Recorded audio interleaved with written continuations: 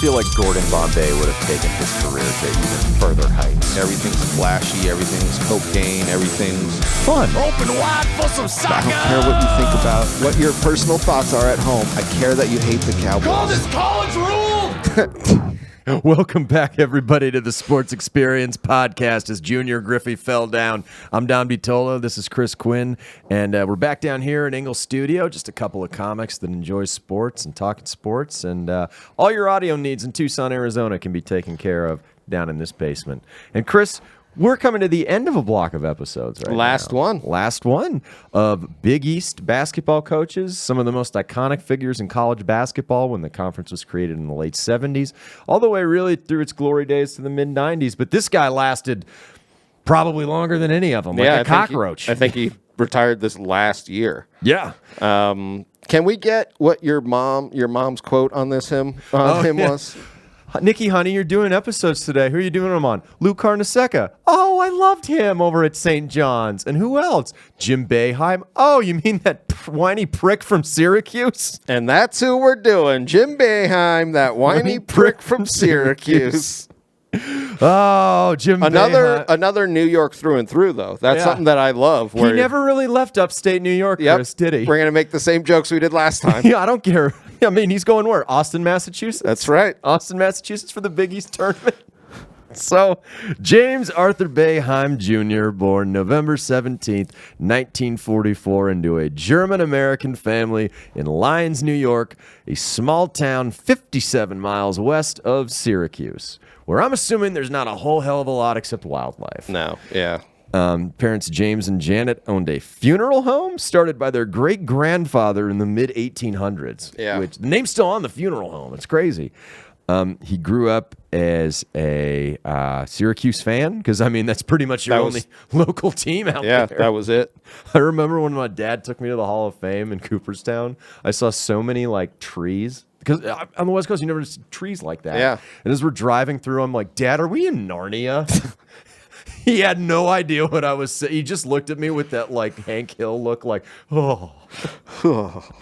But good job, boy. Wrestling's a real sport. oh, God. I like lime anytime. Oh, shit. So his parents listened to the Syracuse games on the radio for basketball. He said if it wasn't for basketball, though, he would likely work at the funeral home started in 1854 for the rest of his life. For sure. Because you know what? It's a good market to get into. Oh, man. 'Cause you know what? That's what old people do, Chris. They die. die. No offense, but like blue. But his dad put up a basketball hoop in the backyard of the funeral home.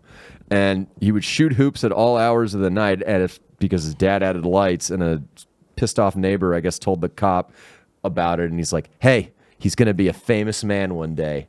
Let him go. Well, not the first time in this man's life the cops just kind of let him go. But you see, he definitely becomes like a good basketball player where he walks on to Syracuse. yeah. Couple things from his childhood I wanted to bring up. He got in trouble in elementary school because he didn't want to go take a nap and he instead wanted to play cops and robbers, which this man hates naps, Chris. Who hates naps? Naps are the greatest thing anyone can ever do. I slept every single nap time and enjoyed it. Arnold Schwarzenegger in Kindergarten Cop enjoyed it as fucking Mr. Kimball. Anyway, he hated to lose, though. That was the thing anyone talks about him as a kid, is he was the biggest sore loser. He was extremely competitive, where some of those kids that are just like, do anything to win. Yeah. Like cheat, maybe? Bend the rules a little bit. Successful career at Lyons High School. And like you said, in 1962, he walks on at Syracuse. And to his credit, ends up earning a scholarship and being one of the team's best players. I was going to say, by his senior year, he became captain, and they got to their second ever NCAA tourney. So you see like him kind of becoming like a Syracuse man. Well, he's a very big Syracuse man. Yep. The only time he leaves is when he's playing semi-pro ball. And he goes to the Scranton Miners. I thought they were called the Dunder Mifflins. Oh, man. I don't know. Oh, minors. I thought they were kids. Oh, wow. I thought he was playing with a bunch of kids. They do have mines in Scranton, don't they? That's right. And paper companies. He was a second-team All-Star, won 2 titles there, and concurrently with his semi-pro basketball career, he goes back to Syracuse to earn his graduate degree. So he's a grad assistant there, and he was the school's last golf coach. Oh, yeah, I saw that. Coaching some big, beautiful, strong boys there on true. that golf team. That's what they are out there when you hit the course. When you hit the links, couple beers deep. It became an assistant in 1969 to Roy Danforth.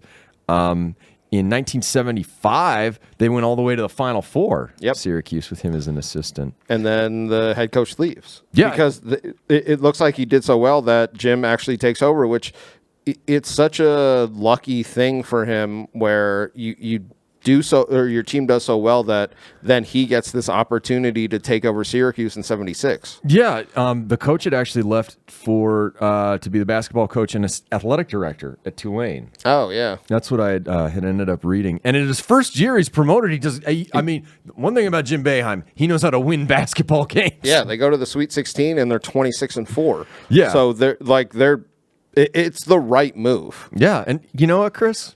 He's just never going to leave. It's true. He shows up and he literally is not going to leave. He is a Syracuse man. 77, 78, and 78, 79. They go 48 and 10 both years. Go to the Sweet 16 in 78, 79, and then 79, 80. He's joining the Big East with Johnny Thompson and Raleigh Massimino and Luke Carnesecca. They don't have such a good start. So, like, obviously they're a New York team. I feel like St. John's really was the top New York team at this time. And you see Syracuse later on, like in the 90s, become like the team that you want to go to. They're New York State's team right now. But, I mean, when Boeheim's done with them, they're a national program. Yeah. I mean, what he built them into is pretty dang incredible. Yeah. Yeah. They win the regular season title. They go 26-4. They end up losing to Iowa, though, in round 2 of the tournament. You know who coached them that year to the Final Four? Silver Fox Lute Olson. Oh, nice. Yeah, that was their Final Four. I love that team spider web that he took Iowa to. Before he was magically whisked away to Tucson. to a saguaro. I won't talk shit. That guy put this city on the map with the basketball. He did. So, you know. In 1980-81, with Danny Shays, they go 22-12. NIT runner-up that year, which I thought was pretty good in 80-81. Big East tournament champion, end up losing to Tulsa the following year. So not a lot of extended runs in the postseason. No, they're very inconsistent. But Big East, like we were saying, is the hard conference to come out of. So, like, you almost have to battle just to get to that level. You know what I mean? It's rough. Yeah, like you're not getting any cupcakes beyond your non-conference schedule. Exactly. Like once it starts, it's Thunderdome. 82-85, they have runs to the round of 32, Sweet 16, round of 32, and they go 66-28, and they're adding guys into their program like Raphael Addison, Tony Bruin, not Tony Bruin, Tony Bruin. And the big get of all the players, one of the Big East best point guards probably ever, Pearl Washington out of New York City. To be able to steal him away from St. John's in this era, that was probably Boeheim's biggest get. Probably for another 20 years in a season we'll talk about later. He was a big recruiting tool. They ended up getting Ronnie Cycli as well. He played for a long time in the NBA as a center. 85-86, Big East champs. They go 26-6. You know who they lose to in the second round of the tournament? Navy. Oh. You know who was on that team? David Robinson. Nice. So that was the tournament that put him on the map. Nice. This guy's pretty good. Yep. Who is the 7-foot man chiseled from stone, just sinking it? 86-87, they were 31-7, tied for first in the Big East. They beat Georgia Southern, and this is. They probably should have won. They were the better team when we get to the finals in this, but that's not what. And this is what I mean with like St. John's or like these teams that just don't win a national championship. It's like you have to have a little bit of luck. You have to have a little bit of luck, or the team you're playing just can't have a horseshoe up its ass. Yep. Like, so they're stacked. They got Stephen Thompson, Sherman Douglas, Derek Coleman, who became a future number 1 overall pick in the NBA draft. They beat Georgia Southern, Western Kentucky, Florida. They go to the Superdome, or North Carolina, to go to the Final Four at the Superdome in New Orleans. Which we'll bring back. And this was another year multiple Big East teams made the Final Four because their draw for the national semifinal was against Providence and Rick Pitino, and they end up beating them. And we get into the final game against the Indiana Chair Throwers, and Syracuse had this game, Chris. I don't know if you watched any of it. I was just going to say so they missed a couple of free throws. Derek Coleman missed the front end of a 1-and-1 that was big. And I think there was a turnover. Because I saw one of his assistant coaches talking about it, and he's just like, yeah, I mean, we won the national championship in 2003 or whatever, but like, I still wake up thinking about that 87 loss. Because it was in the bag. Yes, it was in the bag. They were the better team. It's not like you lost a hard-fought game because the team was just better than you. It's like, y'all the ones that fucked up. They mentally checked out and lost at the end of that game. Game's fucking 40 minutes. But, so they lose 74-73. They're up by 1 point with 28 seconds, and March 30th, 1987. And Keith Smart for Indiana makes it's an iconic shot. Yeah, I mean, people still talk about it today, but they end up winning. Indiana wins the national championship. Bob Knight's last national championship. So, if you ain't first, you're last, Chris. And they went all the way, and it just. But here comes an era, though, for Syracuse and Boeheim, where they're officially on the map. Now they're really getting talent nationally. Yeah. Nationally. So 87-88, they're the Big East tournament champs. Beat Villanova in the final of that year's tournament. They lost to Rhode Island in round 2. Yeah, I saw that. They have a lot of This is the era of also early exits for them. Yep, early exits. 30-8 the following year. They got Billy Owens on the squad now. That dude got what he could have been in the NBA. Like, just... He would have been better in this era than the one that he came out in, I think. Yeah. Like, honestly. They lose the Big East championship to Georgetown of the tournament, but they end up beating Bucknell, Colorado State, Missouri, going all the way to the Elite Eight this year. And then they lose to Illinois, the Flying Illini team with, I think, what's his name? The guy that missed those shots in the... Nick Anderson and Kendall Gill. Oh, yeah. Yeah. Those Magic Boys. 89-90, win the Big East regulars. Yep. This is when they go back-to-back Big I think East. of all the 5 coaches that we've done, they win either the regular season or the tournament champions. Every single year they overlap. You know? Yeah. Like, it's one of these 5 guys that we've done. Yep. They lose to UConn in the title game because this is when Shampoo Factory is starting to do his thing over there in stores. They lose to Minnesota, though, that year in the Sweet 16. So it's very hard to get back to a Final Four for this team. 90-91, they have another Big East championship. And the big thing that I feel like is obvious, because we go through a kind of a drought with them in this mid-90s, is can they get what St. John's couldn't get, which is recruiting outside of New York. Yeah. So like that's this thing right here is like now they're on the national stage, but are they getting the national recruits? But you know what? It's like U of A, because you can't sell them on the town. You have Exactly. to sell them on the program, Yeah. essentially. And that year they completely melt down. They lose to, I think if they're not the first, then U of A, I think, was one of the first, the 15-2 seed. 15-2, yeah. Steve Nash in his fucking bowl cut. I will never. T-shirt under the damned. You lose to him. 91-92, win the Big East tournament. They beat Georgetown in the final. Then they lost to UMass in overtime. Yep. 92-93. They're not eligible for the tournament. I was going to say 23 wins, Chris. This Why is not? their first sanctions of Jim Boeheim, which I want to bring later on, because he brings up being pissed off at teams when the NIL comes out.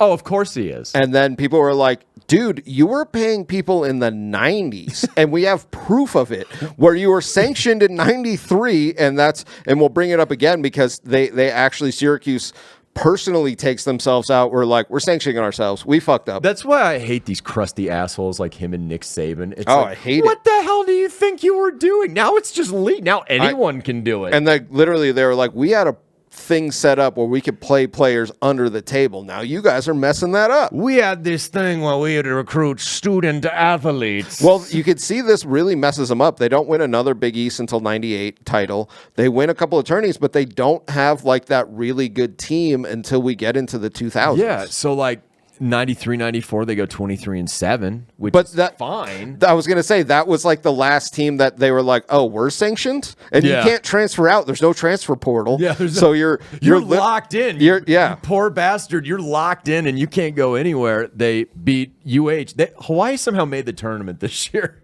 And beat Green Bay and then lost to Missouri in the Sweet 16. They only go 20-10 the next year. And lost to Arkansas in the second. Granted, Arkansas won the national championship. Bill Clinton powered that team with sexual energy. Sexual energy. There's a sexual saxophone player. I call my dick Corliss Williamson. It feels pretty good. It's 95, 96. This was the anomaly of this run. Oh, yeah. 95, 96. They have John Wallace plus Otis Hill, Todd Bergen, Lazarus Sims, and I always love this guy. He was from New York City. Jason Cipolla.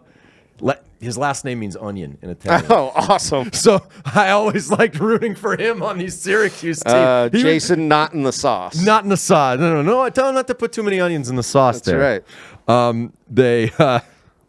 They also had a reserve guard on this team. I don't know if you did any research on this. He played some extra minutes. Two-sport athlete at Syracuse. Some might know him as the guy from The Cosby Show, Donovan McNabb. Awesome. Yep, he was a reserve on this team. And you know what, Chris? That was not the guy from The Cosby Show. That's right. Remember, eat McDonald's. Just if you want to be a winner like me. A lot of people in capes at these Syracuse games at the Carrier Dome. It's like an unusual amount. Some people's moms made them. That's right.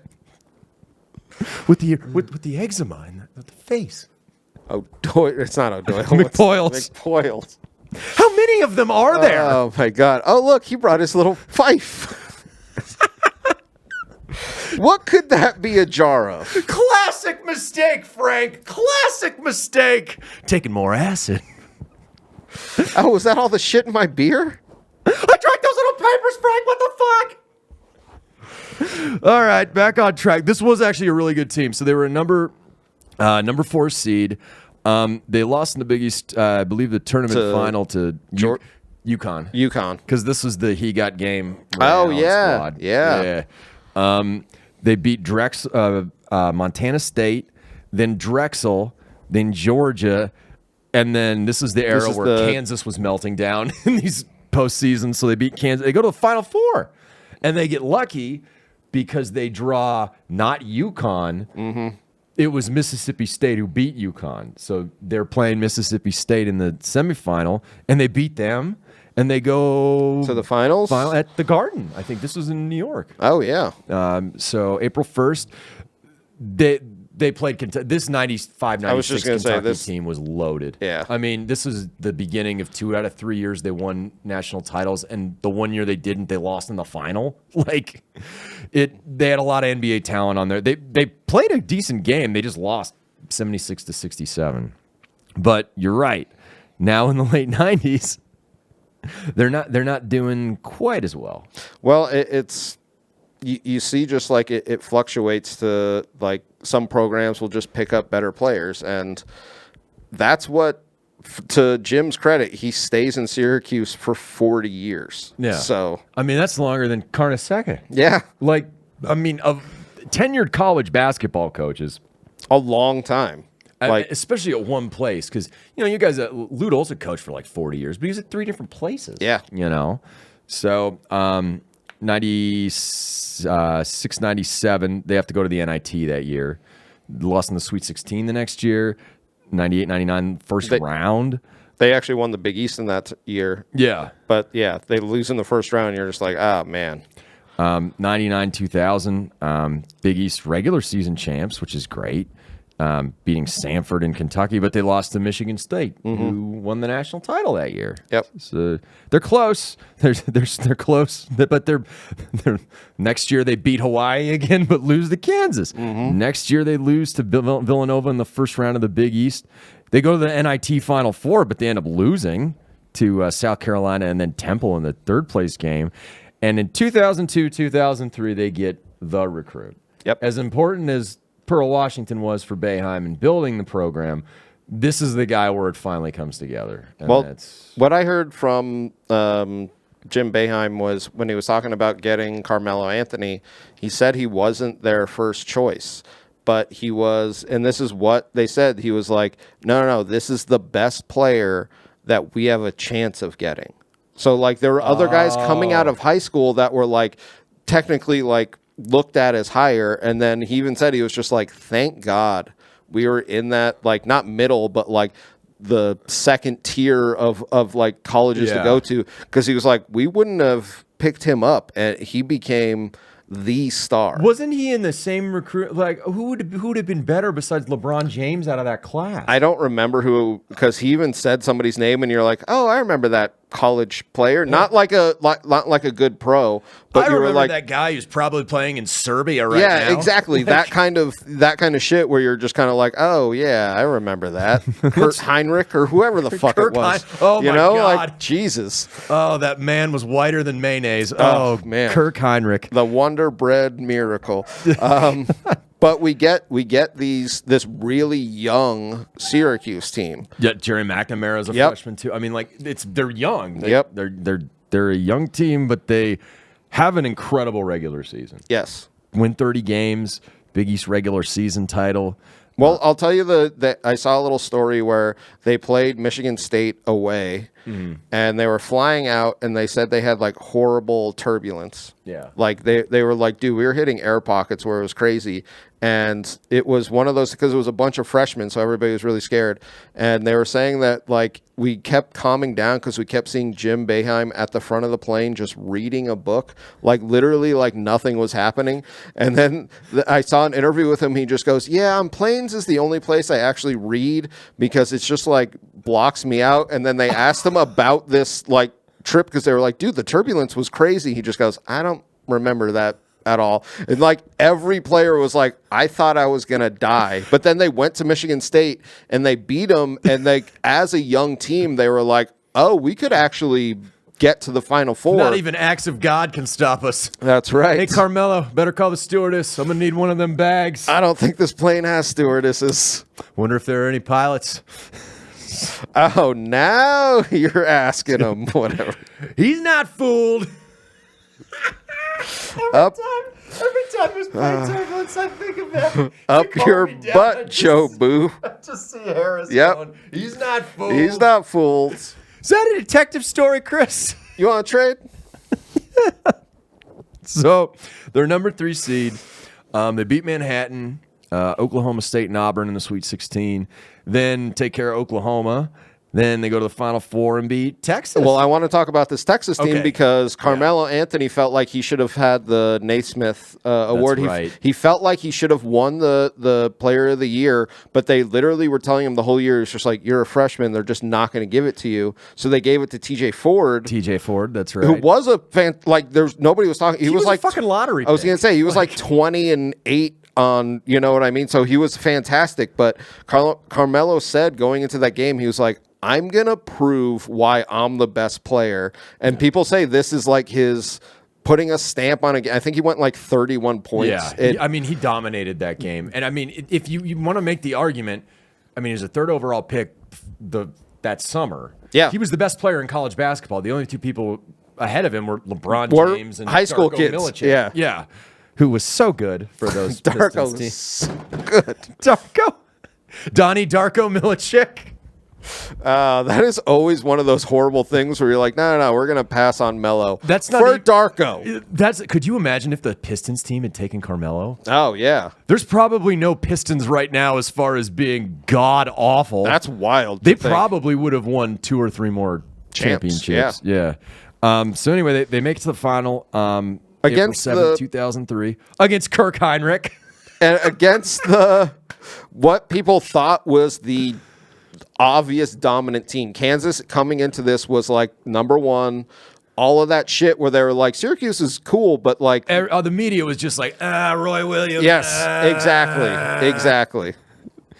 I hated those teams so fucking much. Well, so we This was the year they beat the Cats in the Elite Eight. yes. Yep. Well, this is where, just to put the spider webs out there, they're playing Kansas in New Orleans, Yes. where they lost to Indiana. They go up, so they're up 3 points, and I think Warwick has 2 free Warwick, throws. yeah. And he misses them both. Derek Coleman's it. And I swear to God, like Jim was talking about this in one of the interviews. He was like, I could just see it happening again to where it was like, are we going to overtime? And then Warwick said this. He goes, I missed both free throws. And in my mind, I was like, okay, you need to make a play. And he makes one of the most iconic. Oh, yeah. Because the shot might have gone in. Yes. Like, the shot might have gone He in. was their shooting guard taking that shot. I don't think it was Kirk. I think it was somebody else. Yeah. But I think they were like, yeah, I mean, it's 50% to go in at that point. And he steps out and makes a ridiculous block to win the national championship. Yeah, they ended up winning 81-78. The first national championship for Boeheim and Syracuse, Yep. which, is pretty darn incredible. One and only. One and only, that's right. Then they kind of have some, up and down seasons. Yep. Well, I'll say this too, because Carmelo was talking about coming back the next season. Yeah. And Jim said this in such a way, he was just like, get the fuck off of my campus. Go make money. Yeah. Because it is one of those things where We can't pay you like we used to pay our players. Exactly. Right? Well, I bet the kids in that era are just like, well, I can't leave this team, my guys. And they're just like, please go make $10 million.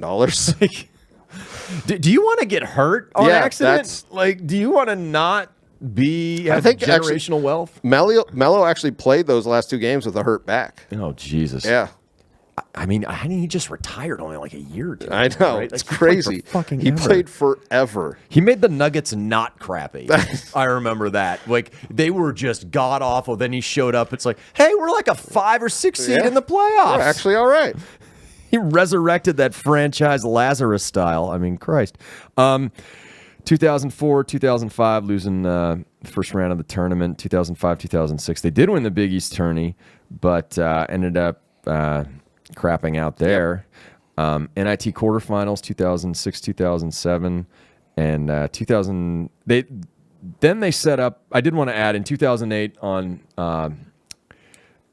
November 9th, he won his 800th game against Oh, okay. Albany. So and we'll get into his win totals later. I was going as to say, far because as- they get taken away. there's a lot of math involved. It's not hard math, but there's math. Yep. They have a nice run from 2009 to 2014. 2009 they won 30 games again. They won 30 games. Big East regular season champ, Sweet 16. 2011, 2012 they were 34-3 and had a 1 seed.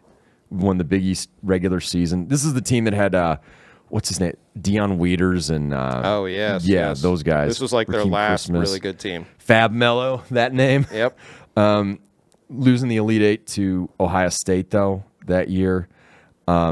2009, he wins his 900th game. I saw that in against Detroit, oddly enough. Mm-hmm. So I didn't even know that. I didn't even know, Didn't the know that Pistons- was I didn't even know. I was like, oh, okay.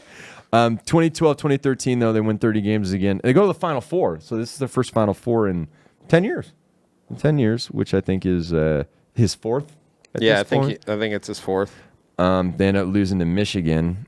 2013, 2014, though, he stops being a Big East basketball coach. I don't know if you read anything about this. They moved to the ACC. They moved to the ACC, yeah. Yeah. And, And they kind of lose their, like, you don't really see them. if they're not playing Georgetown, it's not fun. That was You my know? thing. It's such a weird thing to see these different matchups. You know what I mean? Where it's like Georgetown, St. John's, Villanova, where they're going to play against them, and now they're playing Duke. And Let's play Florida State. Why? In not football? exactly. But this move to the ACC also coincides for them not being eligible for the postseason in 2014-2015. And this was one that they took themselves that we were talking about when they were like, we fucked up. No, they did that so they wouldn't dig in. Oh, deeper yeah, and yeah. get more punished. That's my favorite, where but they're just like, that's not relegated to Syracuse. That's every single Yes. college program out there at that point. you caught us, we'll punish ourselves. You're just like, all right. It's like as a parent, your kid asking you, "Oh, I'll just take myself to my room." Yeah. You burned down a warehouse. Exactly. Anyway, March 6, 2015, the NCAA suspended Boeheim for the first 9 games of that season. They were going to lose 12 scholarships over the next 4 years, and they only lost 8 on appeal. Yeah. But this is the big one. They had to vacate How many wins, Chris? over 100. 101. Yeah. It was the third most And- ever vacated wins. It was so many that they didn't go back and take away banners, whatever. You know what Which I mean? is, to me, is horseshit if Me you're going to do too. that for the Fab Five. Me too. Like, you can't just say this didn't happen. Yeah. Like, Well, these baggy jeaned gentlemen, they can't be. But it is one of those things, especially if you're the second place team and you're like, so they just get to cheat and win and keep those banners, and we're just going to take away the wins. yeah, we're to take away the wins. Okay, well, then what the hell is going on? That's just the hypocrisy of the NCAA, Yep. though. It's just them being crappy. Yep. Like, and literally picking and choosing who they punish fully. selective enforcement is the word that Nice, I think so many nice. like to use. Well, I'll tell you what, the Nazis made the Jews wear pieces of flair. So, But you're really just doing the bare minimum. I hate this job. I hate it. Here's your pieces of flair. Oh, look at Brian over there. look at Brian over there. Look how many pieces of flair he's got. Hey, you two. How much that man hates the American workplace. Oof. It just, Chris, it speaks to my soul. Speaks to it. It's so good. Anyway, back on Jim Boeheim off of Office Space. 2015, 2016, they make the tournament as a 10 seed. They actually go on an incredible good run, this year. yeah. Which, to me, kudos to you, Boeheim, for flipping off the NCAA and just saying, here we go. They beat Virginia in the Elite Eight. They go to the Final Four and then run into North Carolina. Yep. And That buzzsaw. that buzzsaw. Next year they lose in the NIT. Next year they make it to the Sweet 16 in 2017-2018.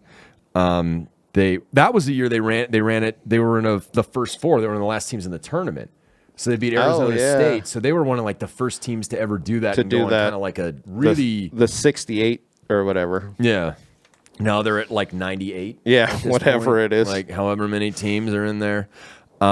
He was going to eventually retire Yep. at this point, but He announces that he's going to retire in 2018, and then pulls a Boeheim. Boeheim, Brett Favre. Brett Favre. It's a Brett Favre without the penis, essentially. That's true. That's what it is. He stays on in 2018, 2019 because his son is playing for him. Yep. They lose in the first round to Baylor after winning 20 games. This is the point, though, where they're only barely making it into the tournament. Yeah, they're definitely on the dregs of what the program is. And to be honest, it's one of those things where you can tell they need a new coach, but you can't fire somebody who's been there for 40 years. He's going to leave on his own. Yep. Like John Thompson. He's going to leave, like, on his own. I thought you were going to say John Wayne. Well, John Wayne. Like a John Wayne. I'm like, all right, go. Let me hear the end of that one. I don't know where that one was going, but let me hear it. John Wayne. Maybe coming to the end like a John Wayne Bobbitt. There we Oh, go. nice. I like that one. Yep. You're just cut a little bit short. You stitch it back together, and you go out there and be the best American you could be. That's right. American hero. No. God damn it. So anyway. Jim Abbott is who we're Jim Abbott is the American who hero. we're talking It's Jim about. Abbott, yes. 2019, 2020, they go 18-14. They don't even make the postseason. 2020, 2021, they go 18-10. They're on the last in. Granted, they beat San Diego State and West Virginia, but they lose to Houston in the Sweet 16. 2021, 2022, no postseason. 2022, 2023, no postseason. 2022 is when he came out and was bashing other programs for quote unquote buying players. Oh, yeah. So he literally targets, and it's so weird because like some of the teams were in his conference and some weren't. And like, it sounds like an old man who's just like picking, he's like, Pitt, Miami, Wake Forest, Texas, you all built, and people are like, what the fuck are you talking about? Excuse me, what did you just do for the last 4 decades? And that's what literally has the NCAA punished you for? That's like, literally what times? they came out with. They were just like, remember when you had multiple sanctions and then you were like telling Carmelo Anthony to leave because they were like, dude, we don't want people looking into what we had going on with that one. Do you think Carmelo got rich playing with the Nuggets? No, No. he got rich playing at Syracuse. Everybody knows that. I knew you'd like that one. So good. No, he got rich playing in college. Everybody knows that. At 2019, did want to bring up in February 20th. Yes, please. He He only spent 30 days in jail, and he killed a man. not Vince Neil. He didn't spend 30 days in jail. Was speeding, thought to have been speeding, and his car killed the pedestrian. There you go. His car killed the pedestrian. The cops had basically said, even if he wasn't speeding, this guy was toast. So, Well, it is one of those things where it seems like the guy maybe was mentally ill or whatever, and he was technically speeding, but that wasn't the wasn't the thing that caused, yeah, it wasn't the thing that caused the accident. So totally in the right. It literally was like I was at an open mic and this I woman. was just going to bring this up. And this woman literally darted across the street, and our friends were going to the open mic. They were in the car behind them, and they were like, that could have been us. She just jumped in front of a moving car. And I looked up later the article, and they were like, the driver was not drunk or speeding or anything like that. And you're just like, oh, a woman just dove in front of this person's There are car. people out there like that, Yep. Chris. And that's kind of what happened to him. And that's kind of what happened to him, and somebody blew out that last birthday cake. That's candle. right. They blew out that last birthday candle. But did want to bring up an incredible college basketball coach. Yes. You know, we've been I'll- joking. I was gonna say, all I'll- things considered, he's like, if you have a Mount Rushmore of fucking basketball coaches, he's at least in the conversation. All jokes aside, he's been in Syracuse for his entire career except for 3 years that he played Scranton basketball / paper company. Exactly. Well, I mean, you got to earn that extra money. They weren't paying these Eastern Professional Basketball League guys these extravagant salaries that we see nowadays. He also, I did want to bring up, assistant on the Olympics. Oh, yeah, I did want to bring that up. He won multiple, I think he won 2 gold medals. Yep. With the U.S. squad. I think 2 gold and 2 bronze. Yeah. Yeah. Probably in 88, Yep. and then the one where they derped it against Argentina. Yep. But still amazing. I mean, that's more than a hell of a lot of other coaches. And won a FIBA World Championship, too. That's right. All as an assistant under Shikshevsky. Ratface. Ratface, where you actually, because in this era, they weren't in the same conference, and then they become in the same conference, and you were like, oh, that could have been a rivalry if these 2 guys weren't just That would have been the most bitches. annoying rivorry. Hey, Could guys. you imagine being Hey. a referee in those games? It's just like, God, would you shut up, the 2 of you? Oh, Shikshevsky. You know what? On that note, No, I did. One more- I just love you yelling. couple more things. He finished his college basketball career with 1,015 wins. It would have been 1,116 wins. It's true. It's very true. He got that 1,000th win there in 2022 against, oh God, what did I write? It doesn't matter. He did win 1,000 basketball, Yeah, he 1,000 did. basketball game. Which is pretty amazing. 1 national title, 5 Final Fours, 10 Big East regular seasons. So, like, this is more than any of the guys we talked about before.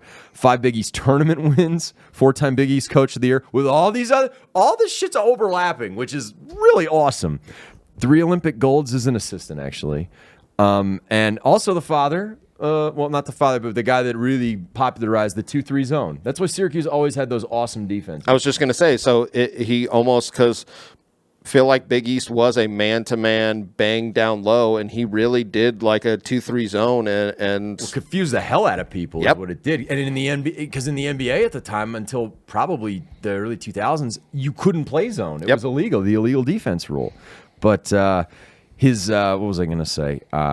He has a foundation for cancer research. He had prostate cancer scare back in the day. And now the new Syracuse head coach is a guy that used to play for him, Adrian Autry. oh, nice. So 2023-24, he's the new coach, and he's going to be there for the next 40 years. That's right. That's exactly what it is. So Jim Boeheim, everybody, we're closing this block. Thank you for listening, and all of our Office Space and It's Always Sunny references and basketball peppered in. Thank you.